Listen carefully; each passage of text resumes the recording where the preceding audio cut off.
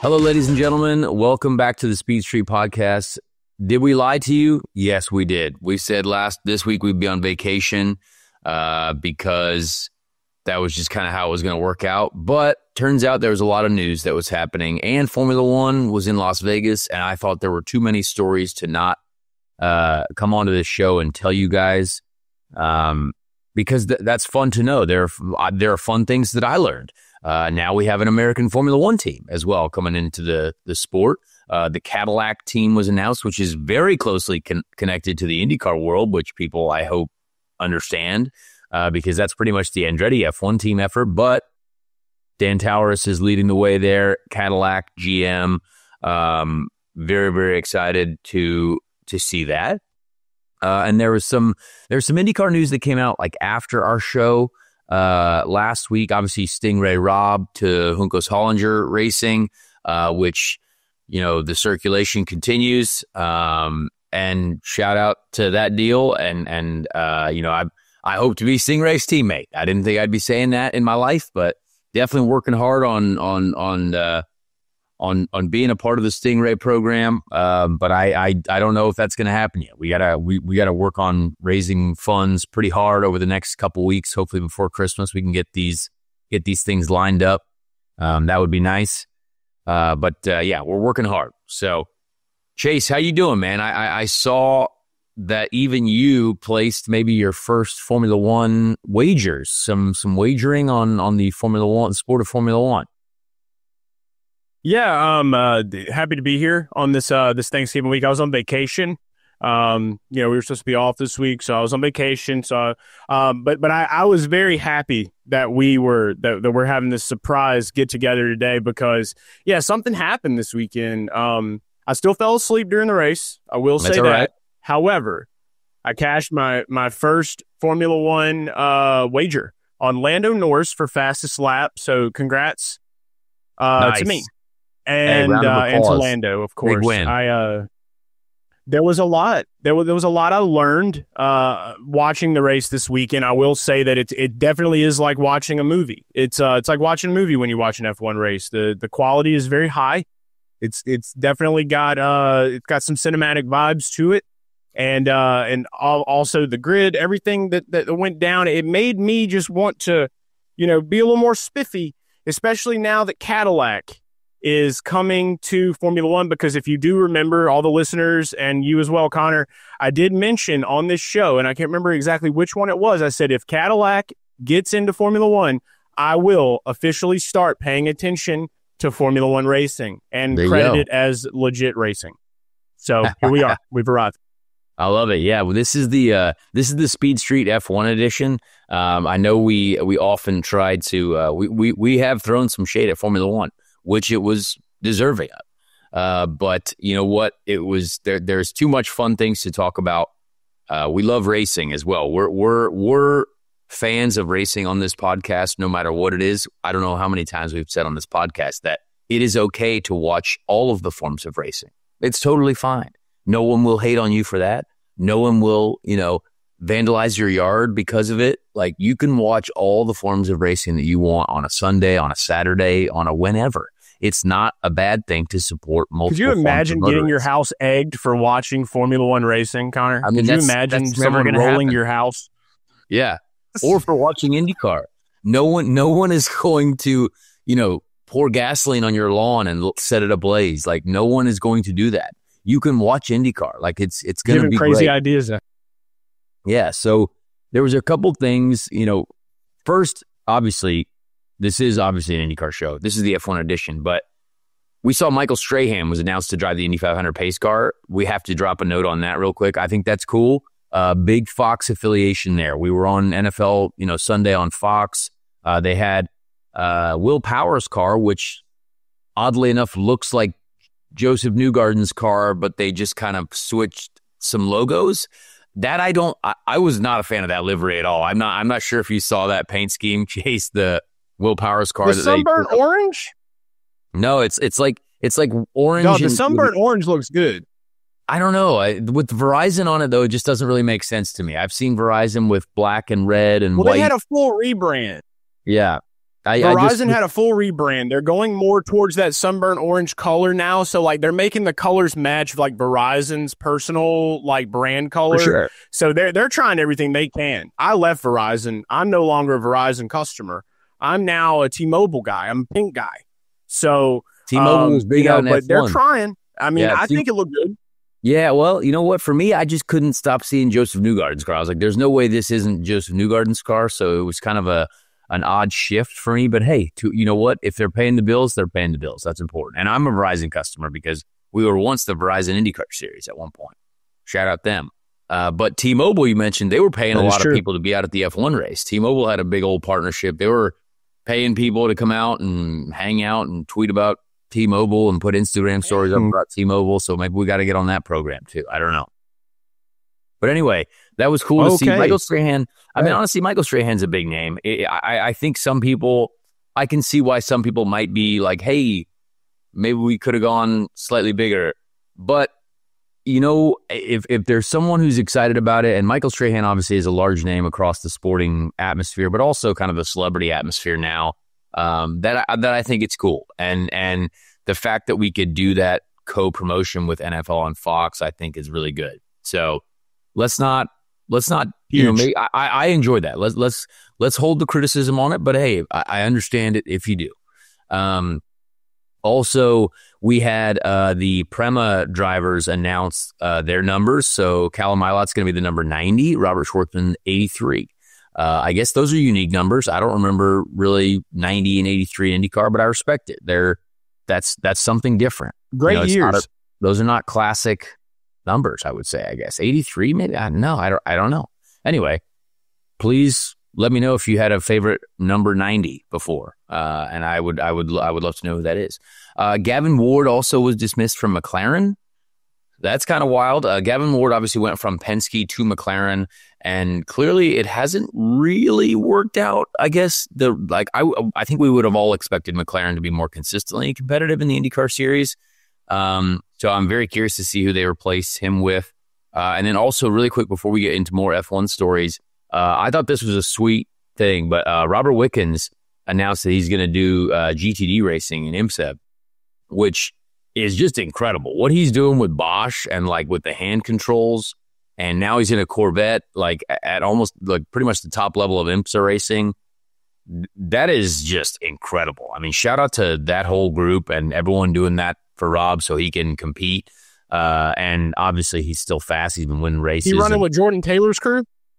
No, not running with Jordan Taylor's crew, but the DXDT racing team with Chevrolet, the Corvettes, that's it's just a cool deal. Robert is doing, I mean, amazing things. I think we all got to respect that. So very happy for him and can't wait to see how that goes, honestly. The guy is a very, very skilled motor racing driver. All right, so let's get into a little bit of the F1 week. So the F1 week, I obviously went out there, in case you didn't know, to commentate for the track, right? So sadly, you could not watch this broadcast anywhere unless you were there at the track. But it was a very, high-level team. I was commentating with Bob Varsha. I mean, Bob Varsha used to commentate with my dad back on Speed Vision back in the day, and that was a great era. And then Jonathan Green as well, who's a British commentator, who's I've known his voice in racing since I was born, essentially. And I was working with Lorette Nichols as well in pit lane. She's got a lot of experience in across the sports platforms. So it was a really fun deal. And I hope if you were there that you enjoyed it. I know David Land was there. David, I didn't see him, but I heard that he was watching my commentary. I actually got to text him and see, hey, how was it? Met a couple IndyCar fans there. That was cool to see. Some folks that also supported IndyCar. Shout out them, because there was probably not a lot there. There was a lot of Instagram influencer folks there that probably were all paid to be there. But it's such a Tony B. Tony B was there. Tony Brenninger was there. Obviously, she was there. Shout out to her and her new Tricon deal. Yep, yeah, new Truck Series driver. Yeah. That whole Raising Cane's crew had quite a... Raising Cane's paid a ton of people to be there. That was like a influencer central, but good for them. That's what people can do if you're big business. Louisiana's popping. And they got great chicken fingers. So shout out to Raising Cane's. I would love to be sponsored by Raising Cane's. Came from Louisiana. Great But place. we started out the week hanging at Colton Herta's house. We did the last episode of the show from Colton's living room, which is a lot of fun. Played a lot of golf. 3 days in a row of golf. Wednesday golf was with two friends of ours, Carlos Sainz Jr. and Lando Norris. And obviously the photo that we put up seemed to take the internet by storm, seemed to surprise all of a sudden basically F1 Twitter, like all the 17-year-olds that didn't realize that like there was a younger generation. These drivers actually grew up racing with other people, and maybe that we were all still friends. So that was kind of funny. There was a lot of great reaction too, because people love the Carlos and Lando teammate aura from McLaren, and they're obviously still great friends, and they're good friends of ours. And it was really fun, honestly. A great day of golf. The best part is that these F1 drivers cannot get away from the public, and what has happened to F1 drivers is one of the craziest things I think I've ever seen. The celebritydom, like I've never seen people be as famous as Formula One drivers. And you see, like we see actors and stuff come to the Indy 500 and some pretty famous people over the years, and some, you see different events, and, there's crazy paparazzi for actors outside of like a club or a restaurant or something like that. But like, it was fascinating to see the reaction to the drivers at the track, but obviously even not at the track, even like a hotel appearance or something like that. Like I saw Carlos do a hotel appearance at like a little club. But for them to get away from that scene, and we could all just hang at the golf course, no one's there, like private course.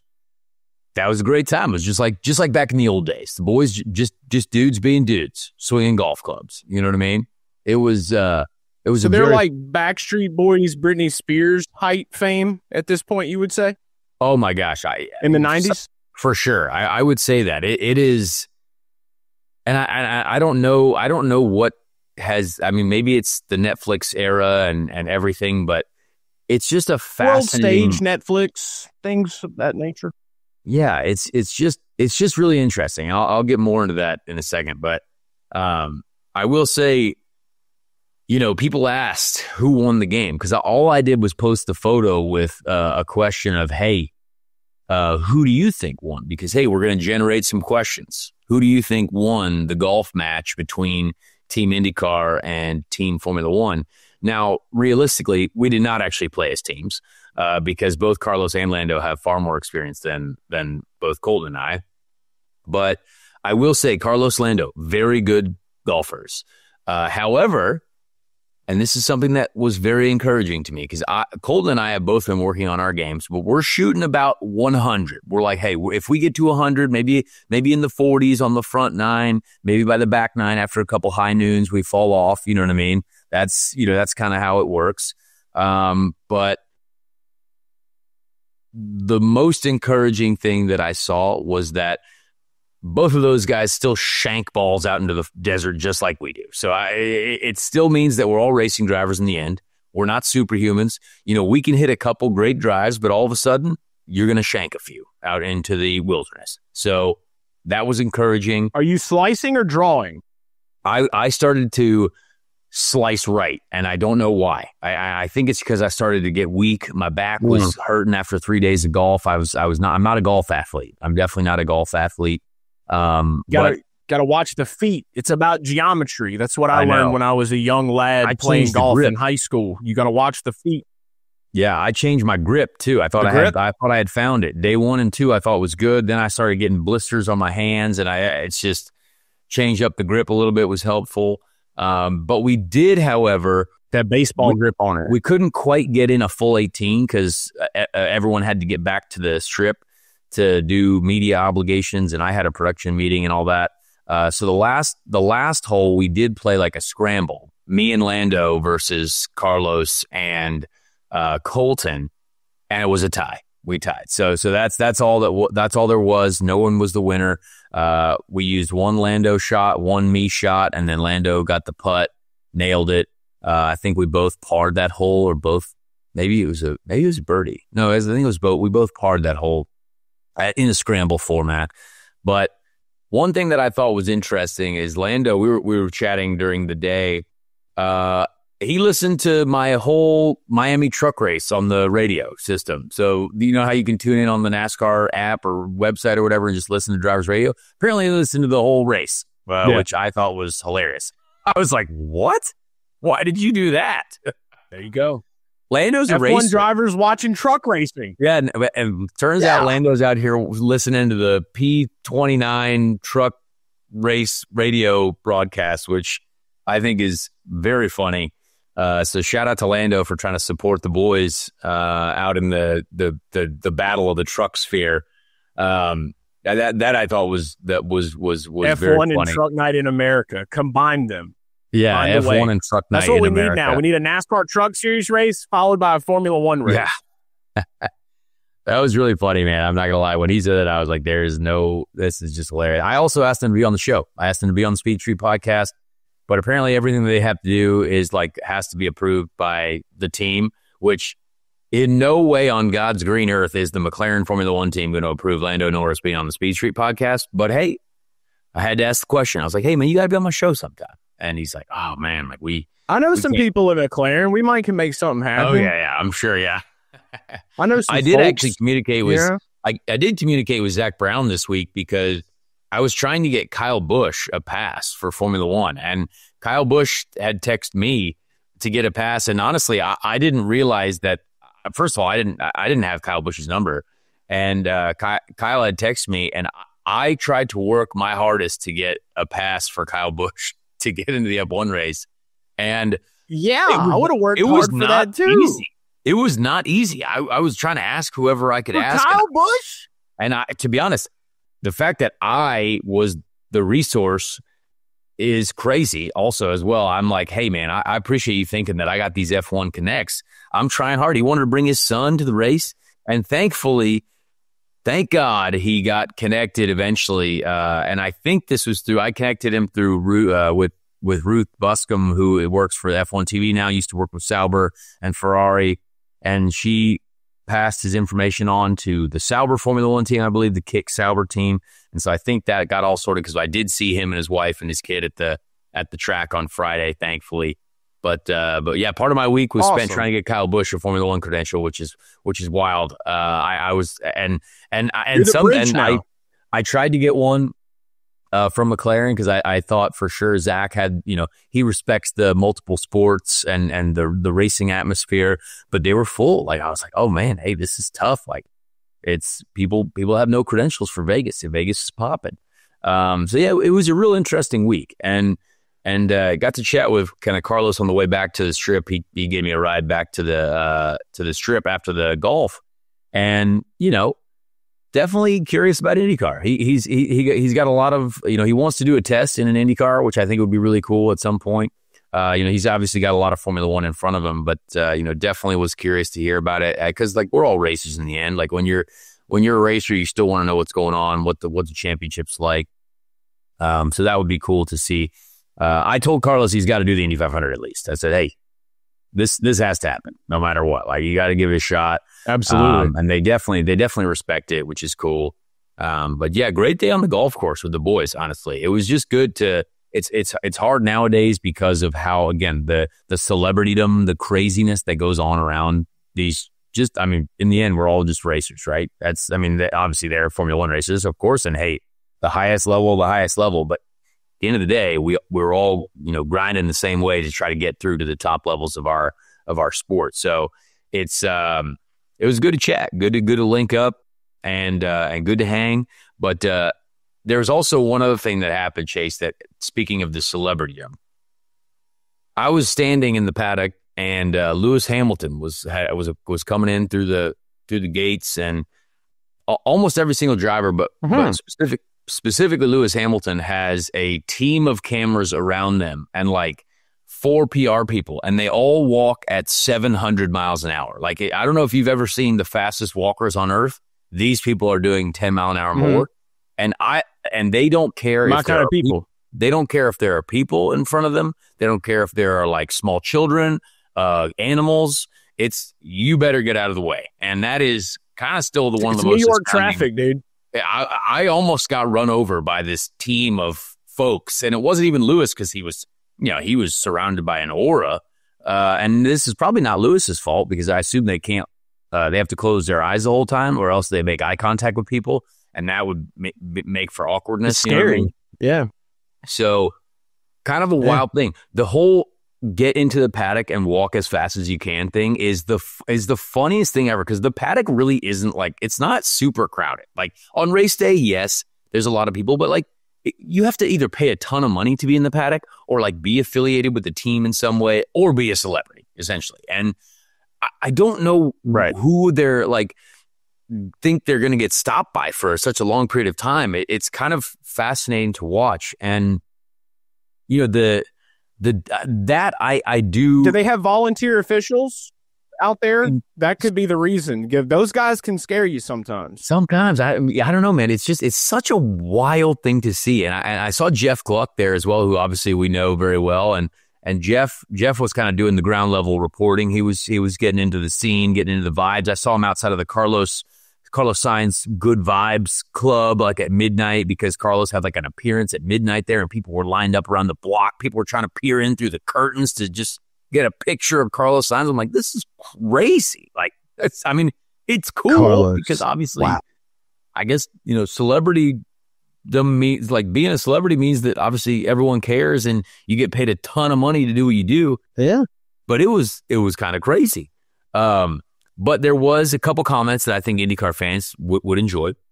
I asked Yuki Tsunoda, who definitely looked at me and had zero clue who I was, which he should not know who I am anyway, because I've never met Yuki Tsunoda. But I asked him, I was like, hey, man, how was the IndyCar? He said it was sick. So that was good. Again, they never stopped walking. So it was like a walk-by thing. I obviously wasn't going to continue walking. The walking talk. Like a psycho. But I was, it was sick. Hey, so put that on the headlines.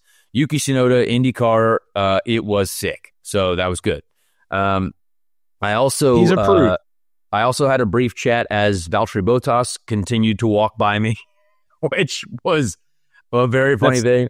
I said to Valtteri, that's your guy Bottas, right? That's our guy. But that's I was going to ask you, how did you see him? So I'm very excited to hear this. So I asked him as he's walking by. Now, again, this is Valtteri and I raced in GP3 together in 2011. For those who don't know, he won the championship that year. I was just beginning my journey into Europe. I was like, hey, man, you going to come race IndyCar with me next year? He's like, should I do it? I was like, yeah, come on. He's like, all right. It was kind of one of those things where it was a funny smirk on his face, like, should I? And I obviously, there are no seats left, so I don't know.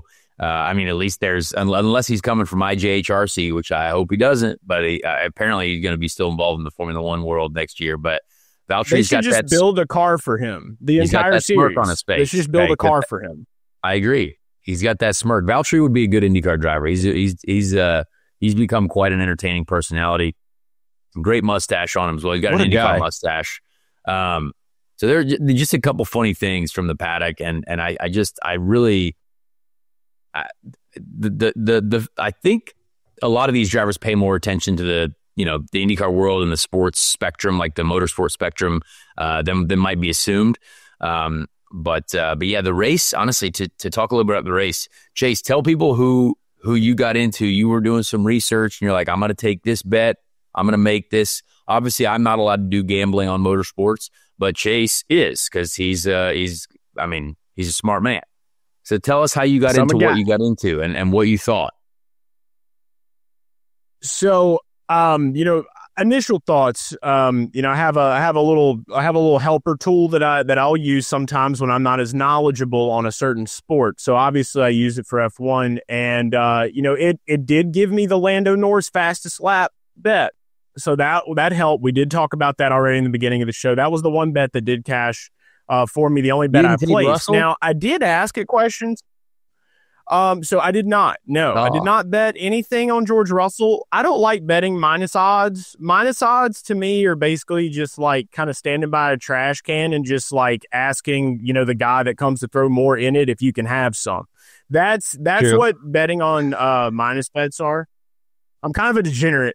So So when you look at it, I'm always looking for, I want to get them long odds. So it was like plus 400 for Norris. I was like, it's kind of short, but at least it's plus money, so I'm here for it. But I did look at Russell. His odds just weren't enough for me, and I'm one of those people. I'm primarily NASCAR guy, right? So I'm used to betting plus 1,200 and winning.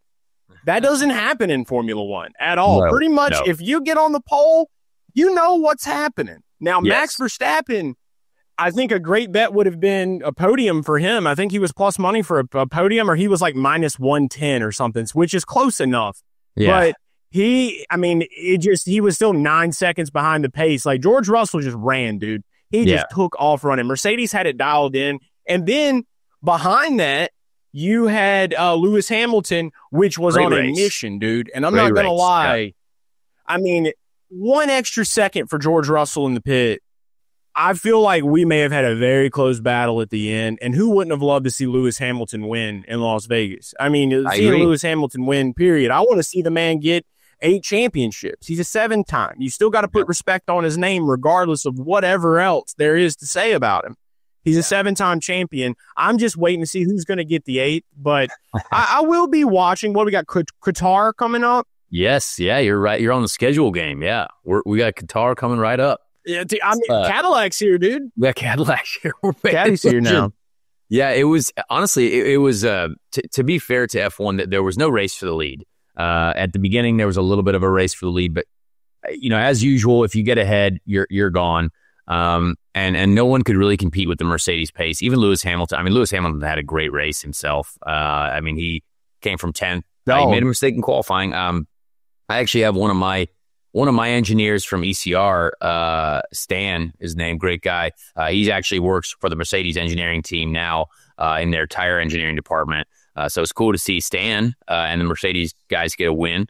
And he was kind of telling me like, hey, yeah, Lewis, it was just one small mistake in qualifying. That kind of makes, I think if Lewis hadn't have made that mistake in qualifying, maybe he gets that win. Maybe he gets it. I don't know. But it was a good race, honestly, throughout the field. Other than that, there were a couple other moves, couple good things here and there.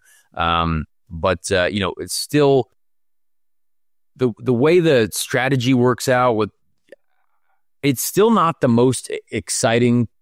It's not the most exciting form of strategic racing, considering it's only, tires. I do wish that there was a fuel strategy involved. For some reason, I feel like that could add to it. But obviously, who knows? The way that the tires work right now is once they're off, they're definitely off, and you got to get rid of them. I think a lot of people thought it was going to be a 1-stop race, ended up being a 2-stop race, so that was good.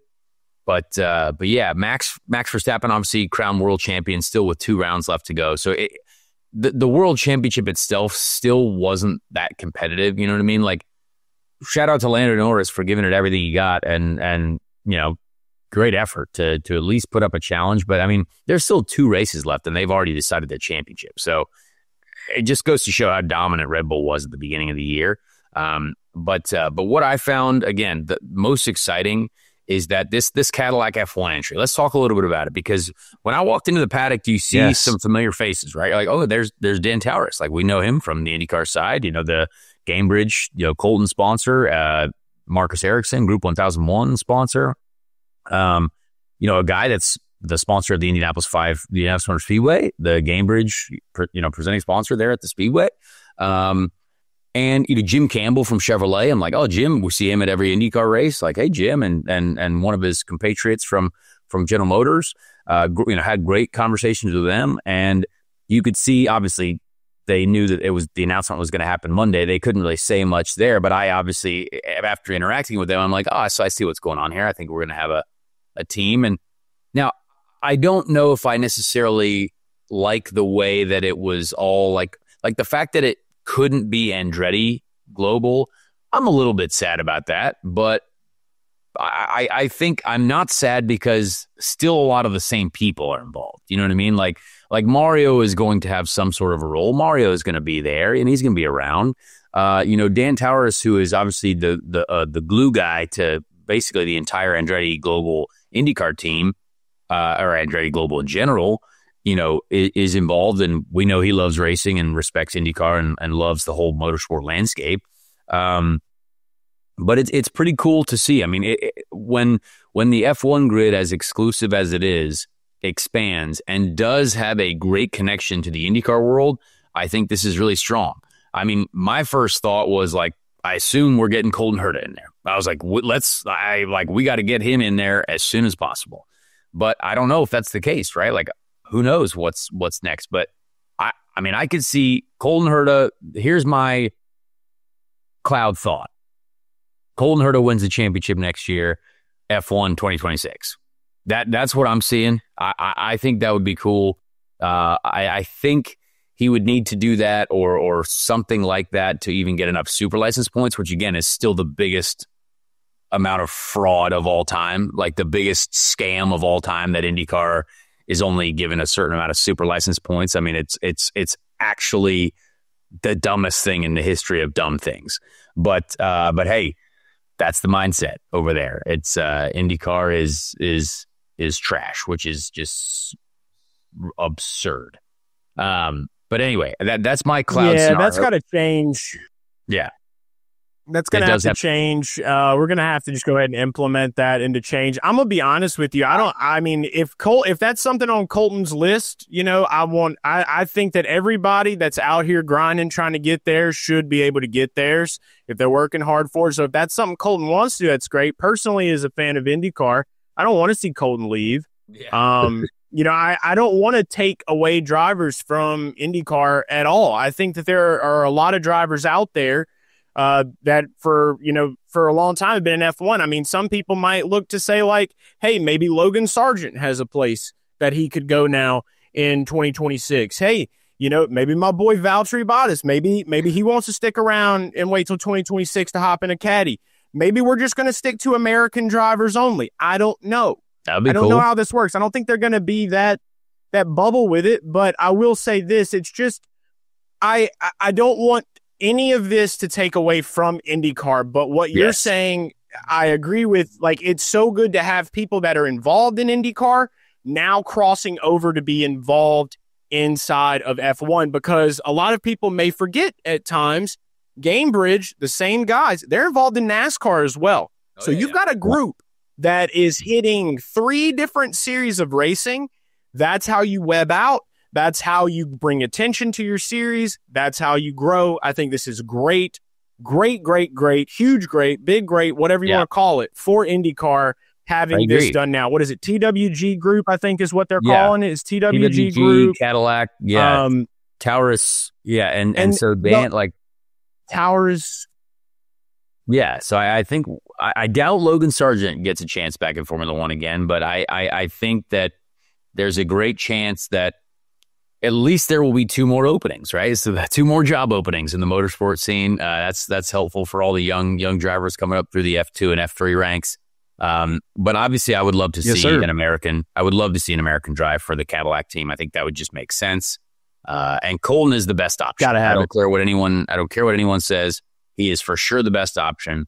And I would be very curious to see how this next year plays out. It'll be important to get the super license points, of course. It will.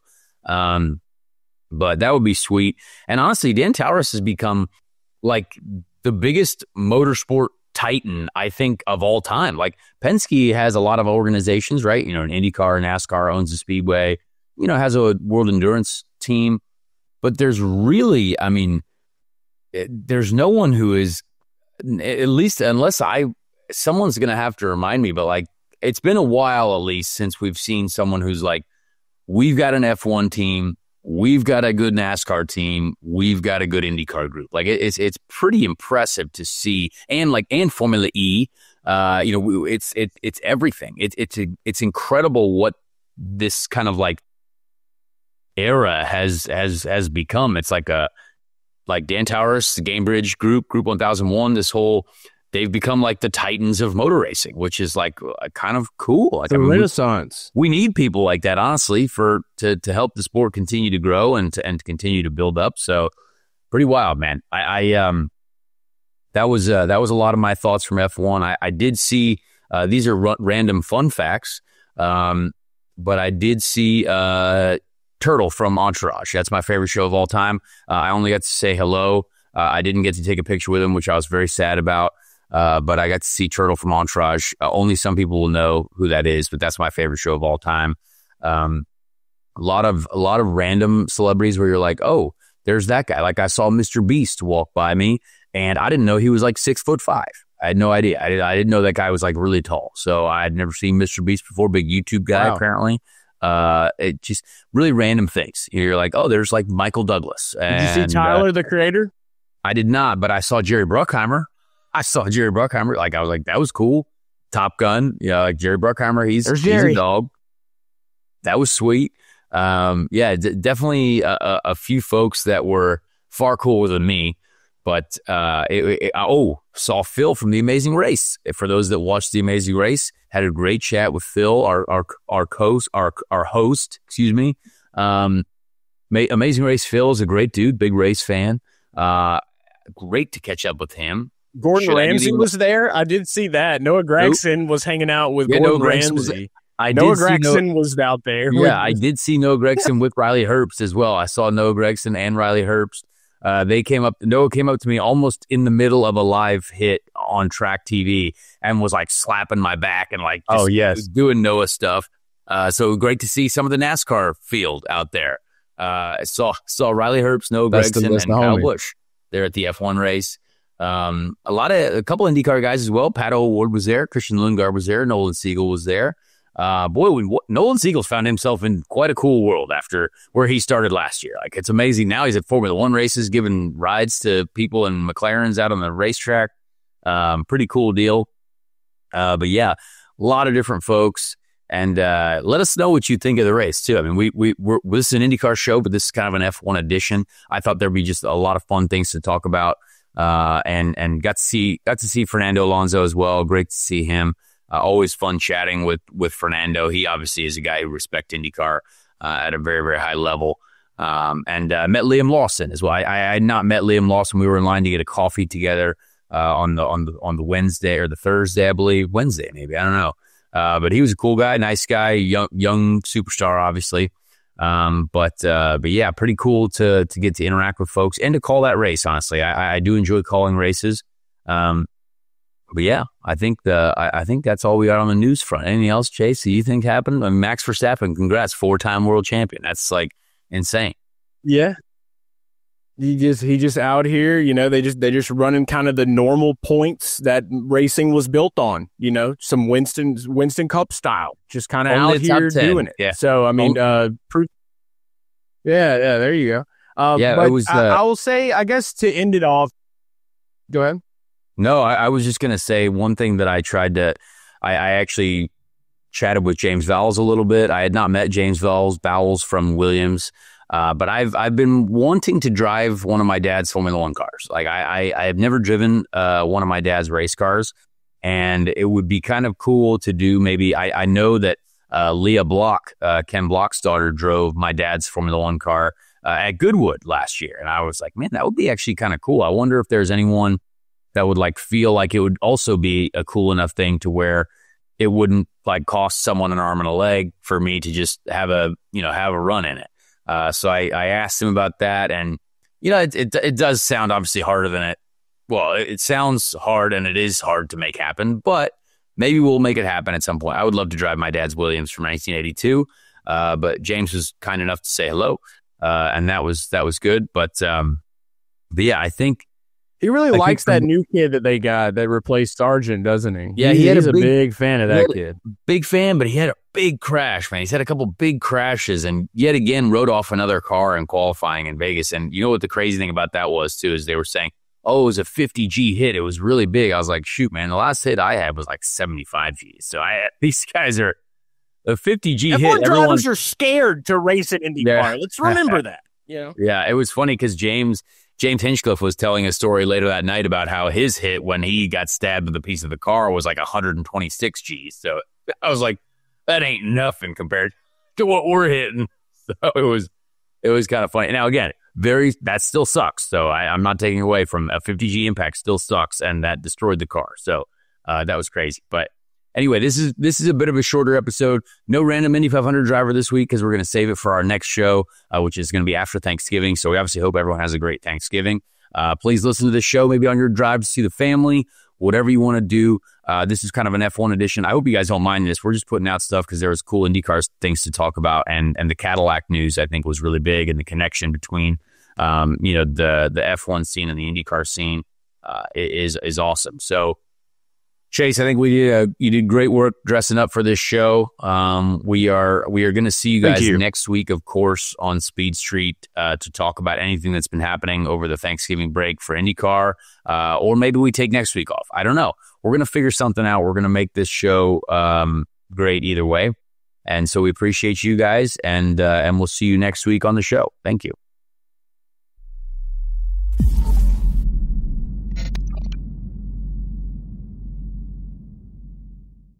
Hey everyone, Connor Daly here. Please leave a like on this video if you did enjoy it, and also subscribe to the channel as well. That would be very helpful. Be a friend, tell a friend. Thank you so much for the support, and we'll see you on the next episode of Speed Street.